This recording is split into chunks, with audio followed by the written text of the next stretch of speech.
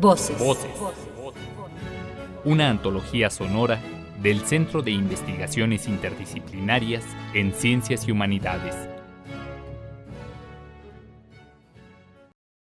El trabajo que voy a exponer aquí tiene como base la experiencia adquirida en investigaciones realizadas en distintos campos y en diversos programas nacionales e internacionales a lo largo de algo más de 3 décadas y que hoy tienen su continuación en el Centro de Investigaciones Interdisciplinarias en Ciencias y Humanidades en un proyecto que coordinamos con el Dr. Jorge González.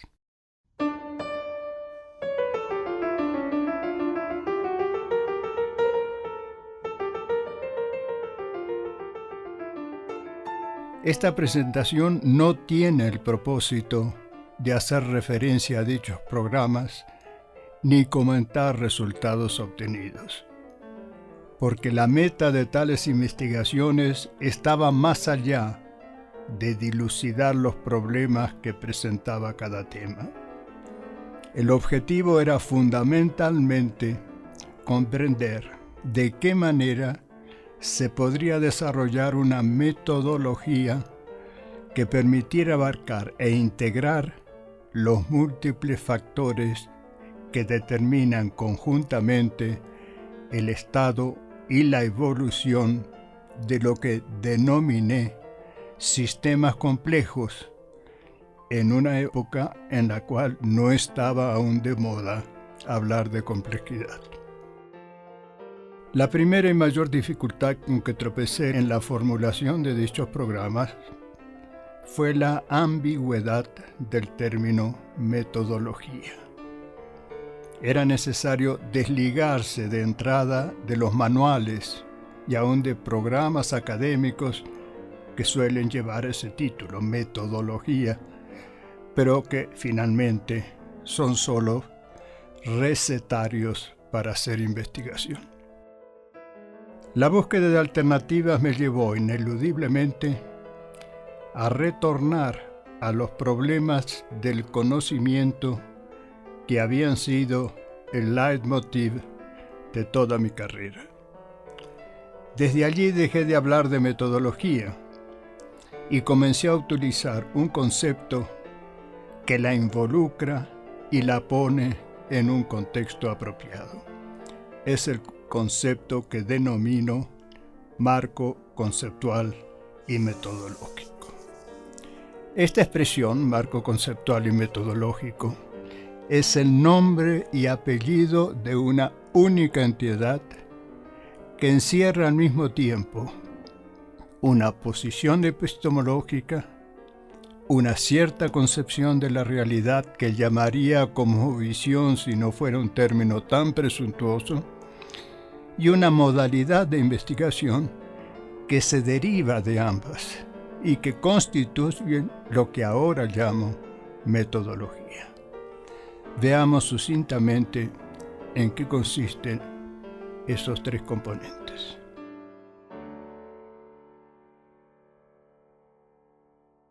En primer lugar, el componente epistemológico.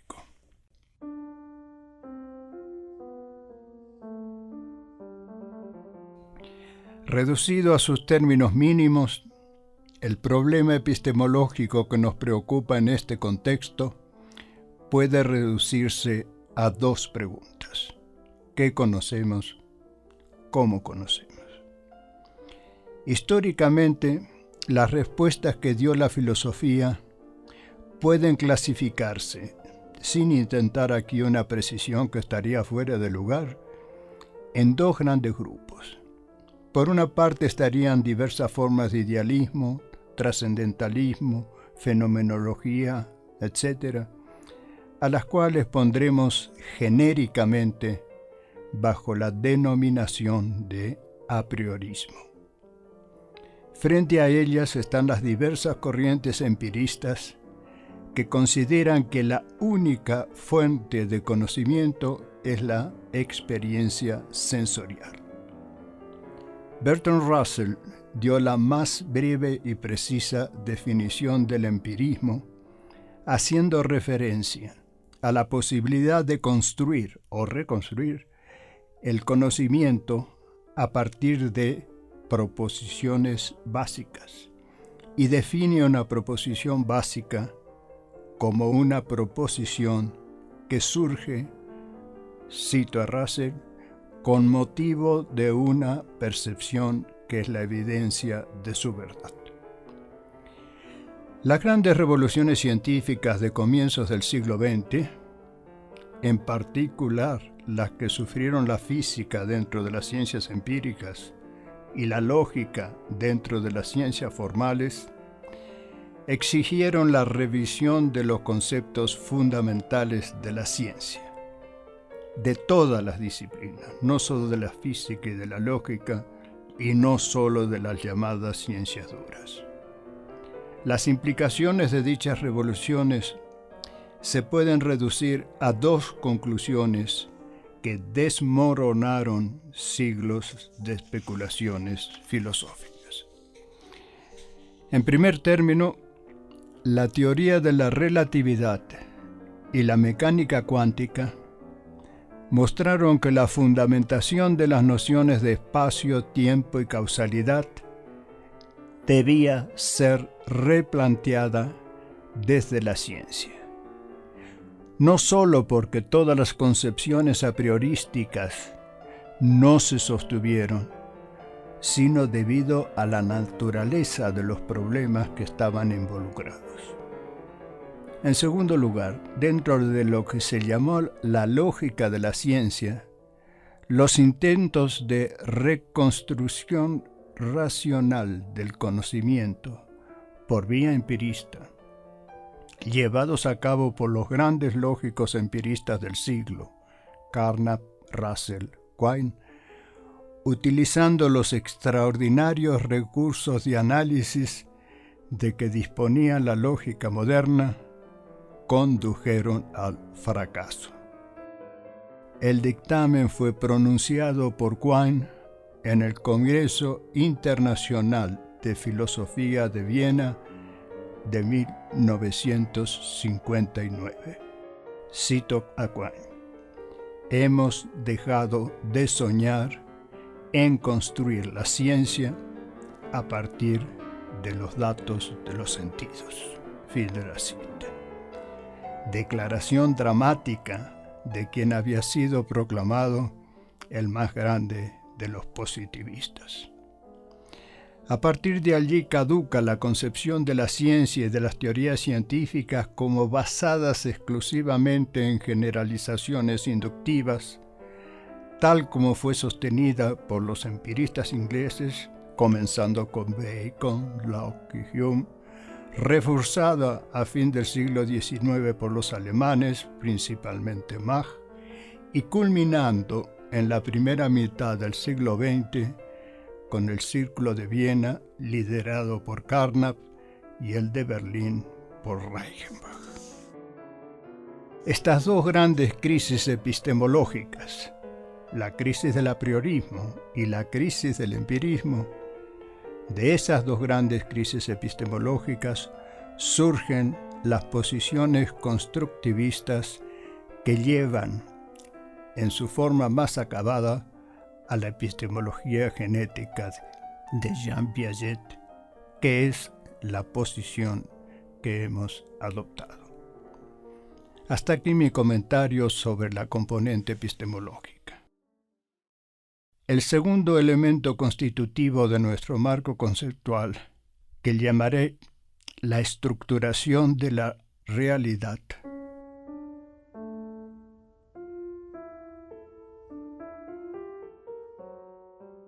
podría ser propiamente designado como el componente ontológico, en el sentido que da Quine a este término, evitando las connotaciones metafísicas de las cuales está impregnado. Dentro de las ideas actuales sobre lo que denominamos la concepción del mundo o la concepción de la realidad, voy a referirme solamente a dos puntos que son fundamentales para nuestro análisis. El primer punto lo llamo el universo estratificado. Tomaré como referencia para fundamentar esta concepción una aserción hecha por Einstein a principios del siglo XX y en la cual creyó hasta su muerte. Cito a Einstein: el objetivo supremo de un físico es arribar a aquellas leyes elementales universales a partir de las cuales el cosmos puede ser construido por pura deducción. Fin de la cita. Hoy sabemos que esta utopía de Einstein es inalcanzable. La suposición que está allí implícita es que el universo estaría constituido de tal manera que las mismas leyes, las mismas formas de organización rigen en todos los dominios y en todas las escalas de fenómenos. La ciencia de décadas recientes ha debido renunciar a dicha uniformidad, llegando a una concepción diferente del universo. Según ella, el mundo físico se presenta constituido por niveles de organización semiautónomos. En cada nivel rigen dinámicas específicas de cada uno de ellos, pero que interactúan entre sí. Los diferentes niveles están desacoplados, en el sentido de que las teorías desarrolladas en cada uno de ellos tienen suficiente estabilidad como para no ser invalidadas por descubrimientos o desarrollos en otros niveles. En un lúcido artículo del físico y filósofo de la ciencia, Schweber, titulado Physics, Community and the Crisis of Physical Theory, publicado en la revista Physics Today en noviembre de 1993, se da el siguiente ejemplo. La física de altas energías, por un lado, y la física de materiales, por otro, han llegado a ser esencialmente desacopladas, en el sentido de que la existencia de que cualquier nueva partícula que se descubra, partícula pesada, es irrelevante para las preocupaciones de los físicos de materiales, por grande que sea el interés intelectual que puedan tener en ella. La organización por niveles y esta forma de desacoplamiento no es privativa de la física, sino que es característica de los más diversos dominios.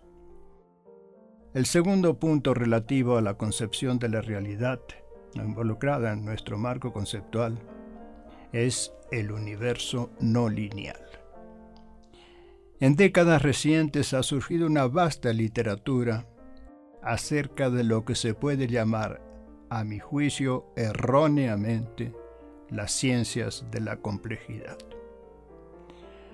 Como es sabido, el desarrollo explosivo de esta literatura se debe en gran medida a la introducción de computadoras de gran capacidad, extraordinariamente rápidas, que permiten atacar problemas que estaban antes fuera del alcance de los métodos matemáticos. La variedad de problemas que fueron abordados y la cantidad de resultados espectaculares obtenidos han permitido extender enormemente la comprensión de los procesos no lineales.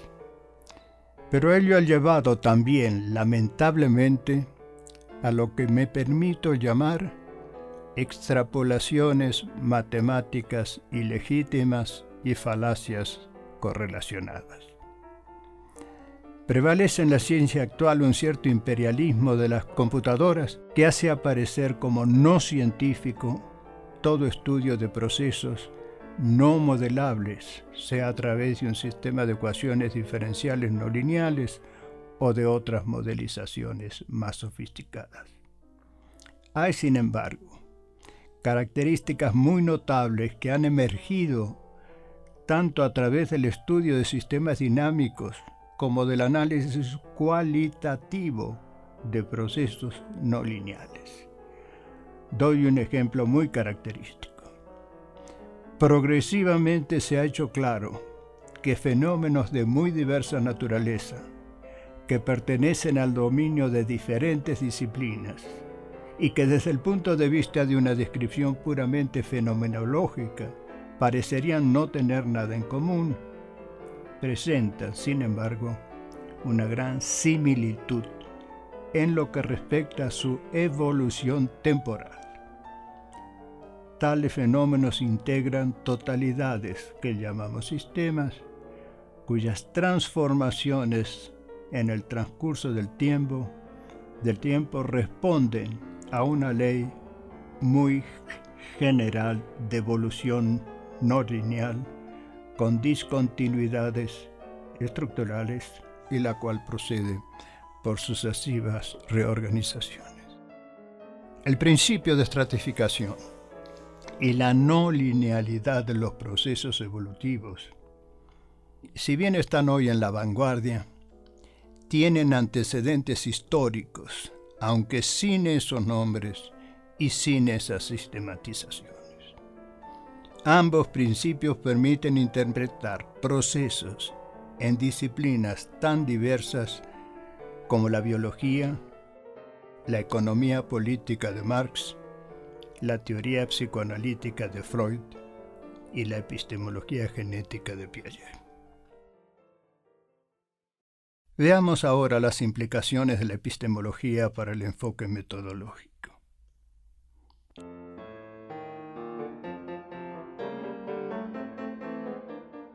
En toda metodología está subyacente una cierta concepción del conocimiento, aunque rara vez se torna explícita y no siempre sea explicitable como una epistemología coherente.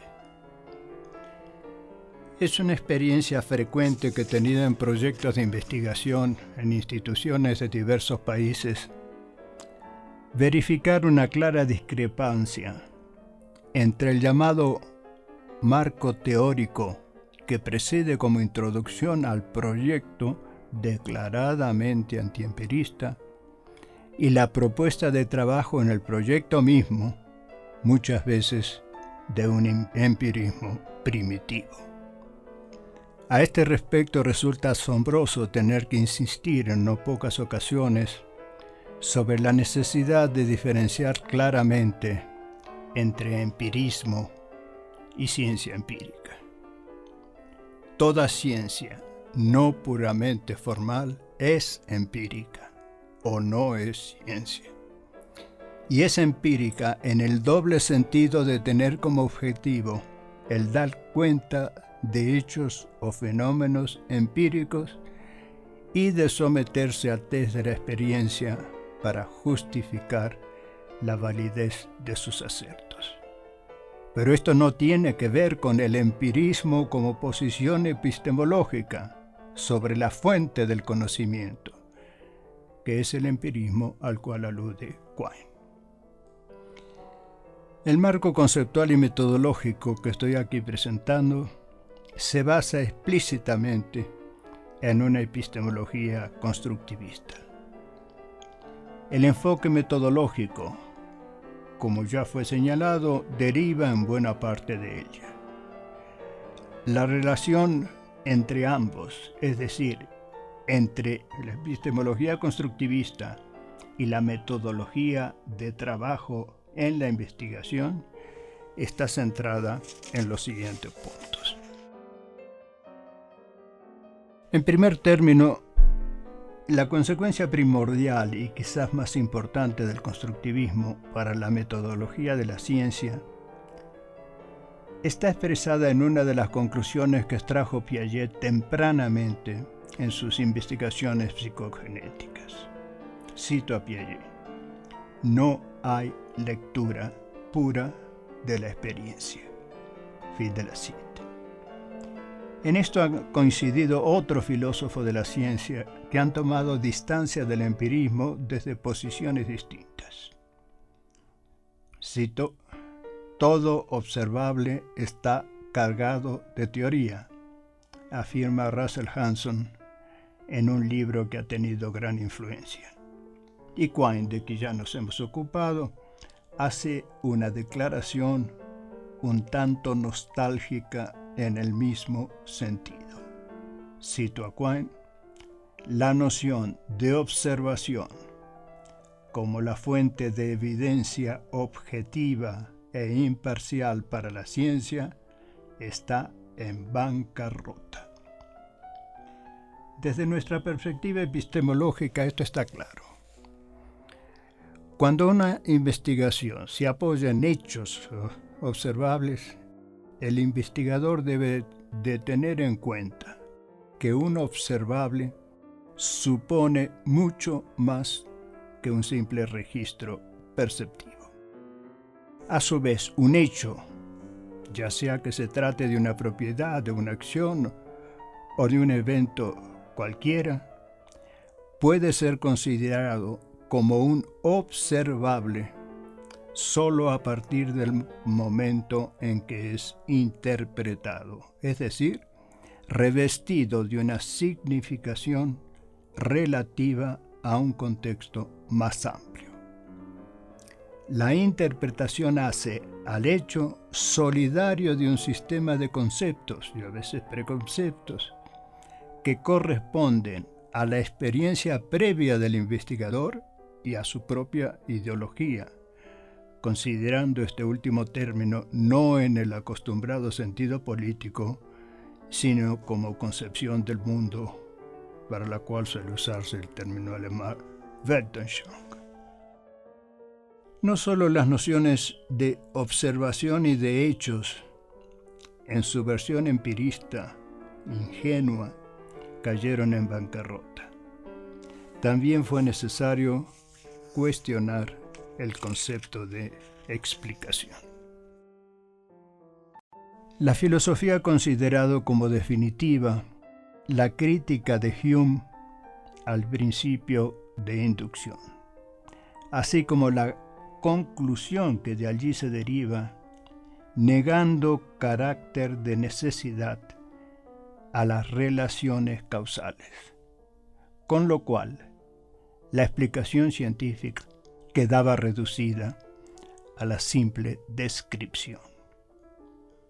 El constructivismo adhiere a esta posición y también al comentario que hace Bertrand Russell en su Historia de la Filosofía Occidental, cuando afirma, cito: en este sentido, Hume ha demostrado que el empirismo puro no es base suficiente para la ciencia.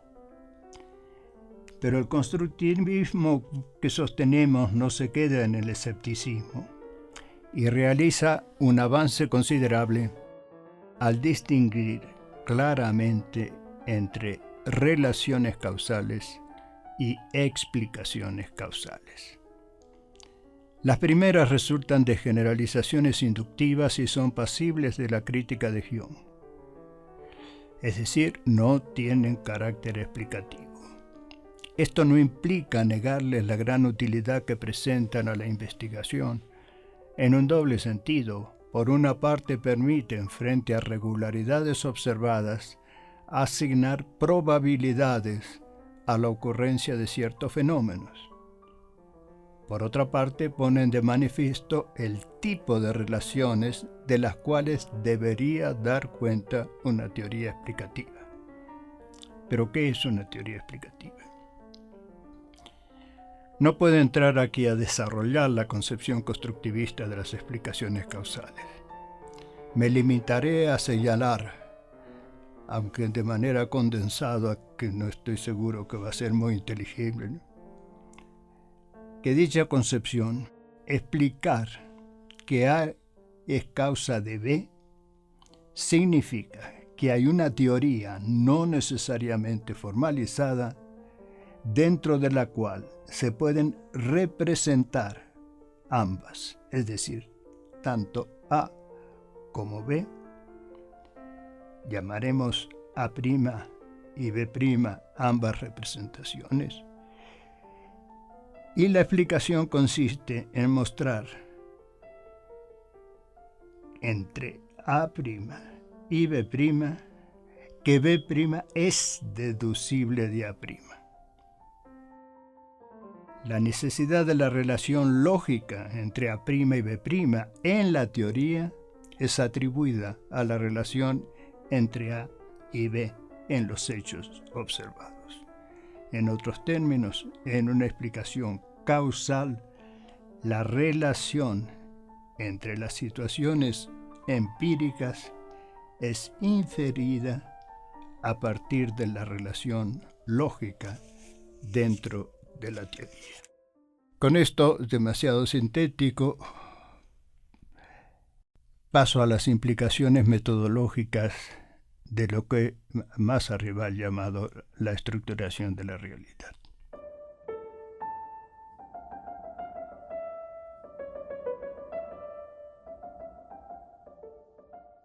Tomaré como punto de partida una afirmación del sociólogo francés Lucien Rollman, que dice: el problema del método en ciencias sociales consiste en hacer recorte de los datos empíricos en totalidades relativas suficientemente autónomas como para servir de marco a un trabajo científico.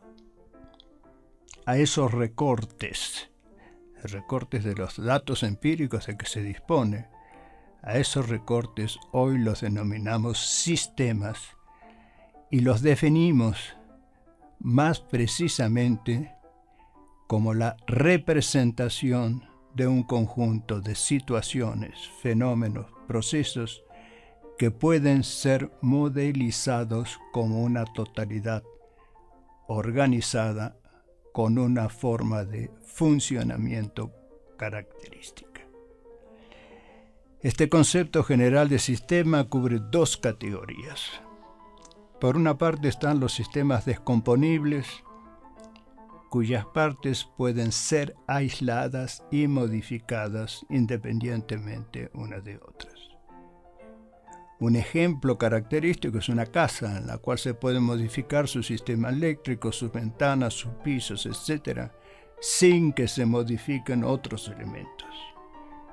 Por otra parte están los sistemas no descomponibles, en los cuales los procesos que determinan su funcionamiento son interdefinibles, en tanto resultan de la confluencia de múltiples factores que interactúan de manera tal que no pueden ser aislados.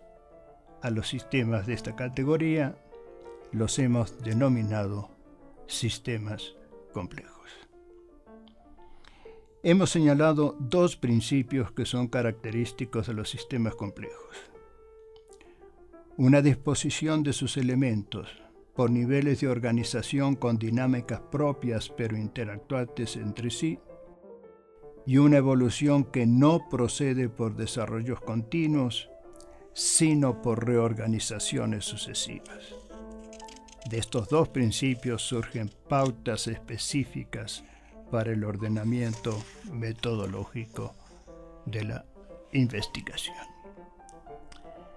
La distinción de niveles con dinámicas características requiere comenzar por un análisis de tipo cualitativo, que excluye la práctica corriente de empezar por poner juntas todas las variables, es decir, los registros de datos, y entrecruzarlas. Pero cuando se agrega a los datos provenientes de un nivel dado los datos provenientes de otro nivel, no se está agregando información, se está introduciendo ruido. En este punto suele haber confusión. Está claro que el análisis cualitativo incluye toda la información cuantitativa de que pueda disponerse. Esto no contradice la observación precedente que se refiere a la forma de organizar la información, una tarea en la cual la computadora presta una ayuda muy valiosa, pero que no puede dejarse exclusivamente a su cargo. El aspecto más delicado del análisis de los niveles de organización es el estudio de las interacciones entre los niveles. Pero este es un tema que no cabe en esta plática. La evolución por reorganizaciones sucesivas constituye un principio orientador de una fase sumamente importante de la investigación de los sistemas complejos, en la cual deben considerarse dos aspectos complementarios. Por una parte, la historia de las estructuraciones, pero además el tipo de transformaciones y su relación con las propiedades sistémicas. El análisis de las reorganizaciones impone desde el comienzo la consideración de los procesos que han conducido a configurar el estado de un sistema en un momento dado. Aquí entra también la epistemología constructivista, en la cual se reconoce ese principio como fundamental para explicar el desarrollo del conocimiento. Piaget sintetizó el problema en una fórmula que hizo historia durante la polémica sobre el estructuralismo en los años 60 del siglo pasado en Francia. Cito a Piaget: no hay estructura sin historia, ni historia sin estructura. La consecuencia práctica de este dicto es que la comprensión cabal del funcionamiento de un sistema complejo requiere un análisis de la historia de los procesos que condujeron al tipo de organización, es decir, de estructura, que presenta en un momento dado. El análisis de las transformaciones, segundo aspecto de la evolución de un sistema complejo arriba mencionado, requiere alguna observación preliminar. La definición del sistema a partir de un recorte de los datos empíricos, que se traduce en un recorte de la realidad según la definición precedente, lleva implícita la suposición de que no se trata de una entidad aislada, sino que ha sido conceptualmente separada del resto de acuerdo con ciertos criterios. Esto significa que no es posible estudiar un sistema así definido sin tomar en cuenta sus interacciones con lo que dejamos fuera del recorte.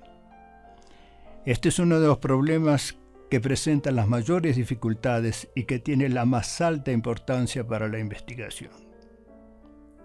La razón de su importancia reside en que en el proceso de la evolución, dentro de lo que hemos llamado el universo no lineal, las transformaciones que sufre un sistema, y en particular los cambios estructurales, están fuertemente condicionados por dichas interacciones. Para facilitar el análisis, en otros trabajos se ha utilizado el concepto de flujos, representando las interacciones como entradas y salidas, no necesariamente materiales, como sería, por ejemplo, el caso de la introducción de políticas productivas. Este conjunto de flujos que corresponden a las interacciones de un sistema con el exterior, entre comillas, lo hemos denominado condiciones de contorno.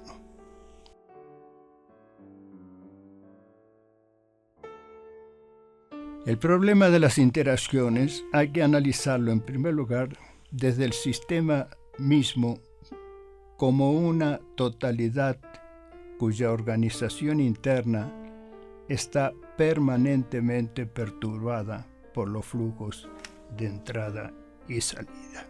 Cuando los flujos se estabilizan, el sistema adquiere una organización, o sea, una estructura, también estable.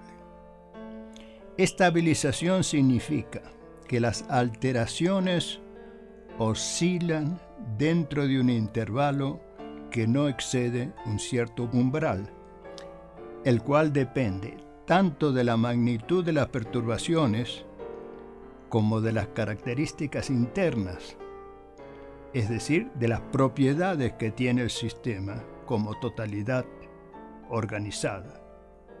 Una de esas propiedades la llamamos la resiliencia, que es la capacidad que tiene el sistema de adaptarse, podríamos decir también absorber las perturbaciones de una cierta magnitud, es decir, que no exceden el umbral característico del sistema en cada momento. Cuando este umbral es excedido, el sistema se desestabiliza, lo cual se expresa diciendo que el sistema es vulnerable a dicha perturbación. El cambio de flujos se debe en general a eventos que ocurren en otros niveles de organización. La desestabilización puede comenzar en cualquier punto del sistema y conduce a su desorganización. A partir de allí, si los flujos se estabilizan nuevamente, el sistema adquiere una nueva estructura por compensaciones internas. En eso consiste, en última instancia, lo que hemos llamado evolución por sucesivas reorganizaciones. ¿Cuáles son las implicaciones del marco metodológico precedente para la organización de la investigación?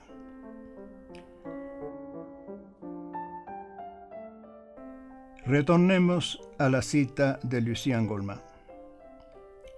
Tomar un recorte de los datos empíricos correspondientes a una totalidad semiautónoma como punto de partida metodológico para la investigación en ciencias sociales se fundamenta en la epistemología constructivista a la cual adhirió Goldman. De esta posición se desprenden varias consecuencias, de las cuales consideraremos solamente dos que son importantes para nuestro propósito. Una de ellas es lo que yo llamo la dialéctica de la diferenciación y la integración en la construcción del conocimiento. En el momento inicial, las totalidades son definidas con cierto grado, a veces muy alto, de imprecisión, y por un proceso de análisis se van diferenciando elementos que los integran, también con cierta imprecisión. El estudio de estos elementos permite caracterizarlos mejor, con lo cual se reconstruye una totalidad mejor determinada.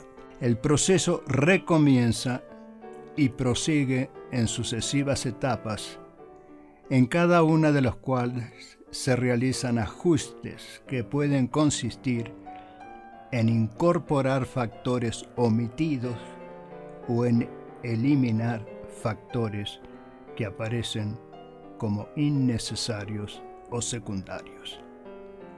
La dialéctica de las diferenciaciones e integraciones constituyen la base de la construcción del conocimiento. Veamos la relación entre la modelización y lo que podemos llamar una explicación científica. El proceso de construcción que hemos resumido de manera brevísima pone de manifiesto que la investigación procede por modelizaciones sucesivas. La expresión sistema complejo es ambigua en más de un sentido. En primer lugar, recordemos que no se refiere a alguna entidad que esté dada en la realidad y a la cual simplemente describimos luego de una inspección minuciosa. Se trata, por el contrario, de un modelo teórico construido con datos empíricos. La investigación consiste en la propuesta de sucesivas modelizaciones hasta llegar a un modelo aceptable, entendiendo por tal un modelo que permite formular explicaciones causales de los fenómenos que son objeto de estudio en el sentido que hemos explicitado más arriba. El conjunto de las relaciones allí involucradas conduce a la explicación del funcionamiento del sistema. Esta última expresión condensa varias ambigüedades. En tanto, modelo teórico solo contiene relaciones formales. El término funcionamiento no le es aplicable. Funcionamiento es el conjunto de actividades de un sistema real. Pero esta palabra exige una aclaración que debemos necesariamente simplificar porque no cabe ahora un análisis más detallado.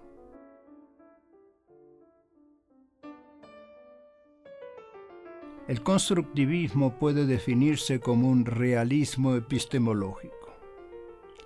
Supone un mundo exterior a los individuos, con el cual estos interactúan. En este mundo solo tenemos acceso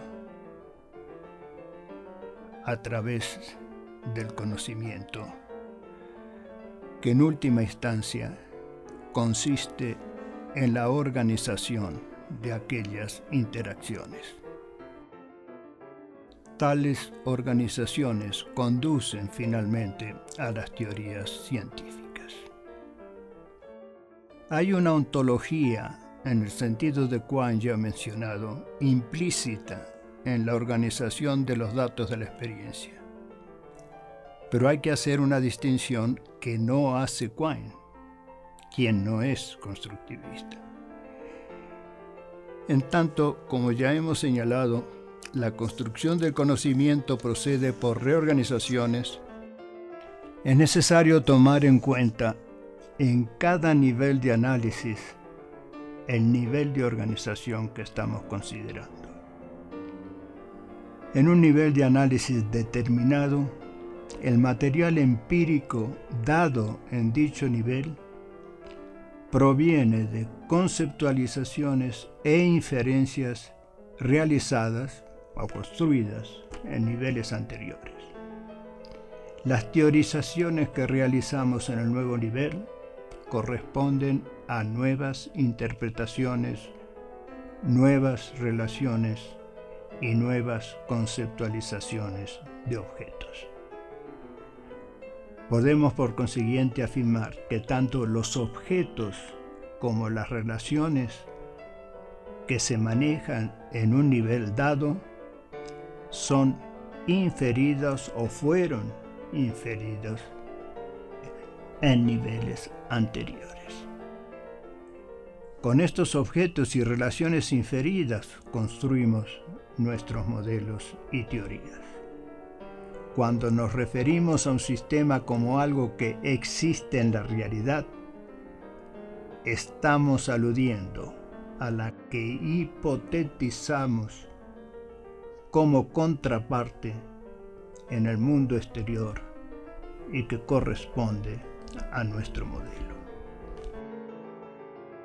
Faltaría por analizar el funcionamiento de un equipo multidisciplinario que debe realizar un estudio interdisciplinario de un sistema complejo. Pero esto deberá quedar para otra ocasión.